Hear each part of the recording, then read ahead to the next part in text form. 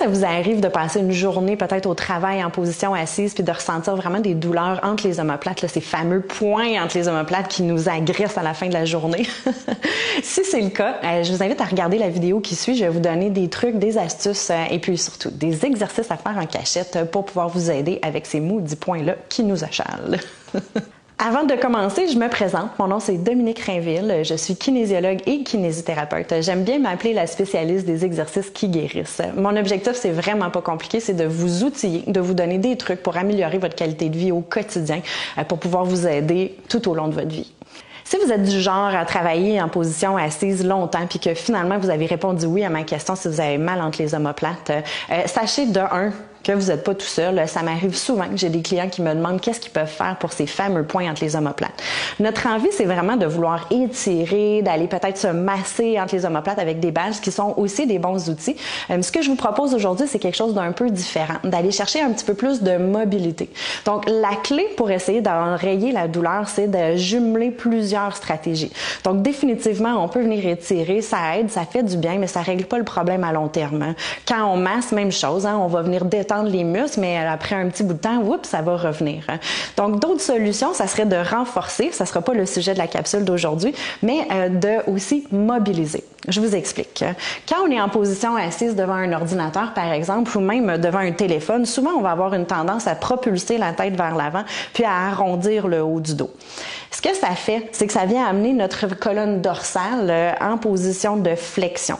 Plus on va passer du temps comme ça, plus le corps va s'habituer à cette position-là, il va se figer dans cette position-là. Après ça, on va s'installer toutes sortes de mécanismes au niveau des muscles, etc. Puis c'est ces points-là qui vont nous faire mal.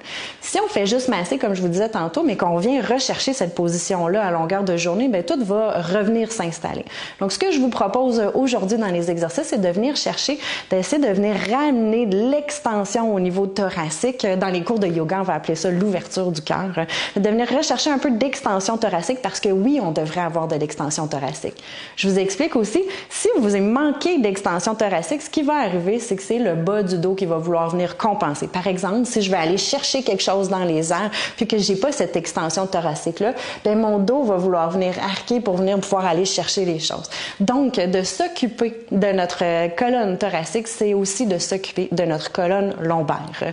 Donc, restez à l'écoute, on va regarder nos exercices en cachette, ou presque, et puis je vous donne d'autres trucs au fur et à mesure. Je suis crampée, bien raide. Pour vos exercices en cachette à l'épicerie, pour l'ouverture thoracique, on parlait d'extension thoracique. Le premier, le subtil. Vous pouvez avoir les bras le long du corps, tourner les paumes de main vers le ciel. On veut venir ouvrir les épaules ici, penser à se grandir, puis juste essayer de venir serrer un tout petit peu les omoplates pour venir faire une légère ouverture du cœur. Attention à ce que le dos ne cambre pas, puis on peut juste rester ici, puis essayer d'ouvrir à partir d'ici. Le deuxième, le « je m'assume », je dois faire mes exercices. À ce moment-là, on va venir se placer sur le panier, les mains sur le panier. Vous pliez les genoux pour vraiment venir stabiliser le dos, les hanches. Puis ici, on va venir descendre, comme si vous vouliez descendre le cœur vers le sol. Vous pouvez faire des petites répétitions comme ça ici, puis monter et descendre, ou juste tout simplement rester dans la position comme vous voulez. Le troisième, le « je m'en fous », je dois faire mes exercices. Vous prenez une canne de tomates, ici un 1,36 litres, c'est assez gros. Il faut que ça soit assez gros là, pour que vous puissiez faire votre exercice. Vous le mettez par terre, vous vous couchez sur le dos. On va venir le placer plus au niveau de la colonne thoracique, les mains à l'arrière du dos, puis vous pouvez descendre et remonter. Assurez-vous de serrer les abdominaux pour que ça bouge vraiment au niveau thoracique et non lombaire. Donc on descend et on remonte. Et puis voilà, vos exercices en cachette, ou presque, sont faits. J'espère que vous avez aimé vos exercices en cachette, puis surtout que vous allez penser à moi la prochaine fois que vous allez boire du jus de tomate ou que vous allez être à l'épicerie.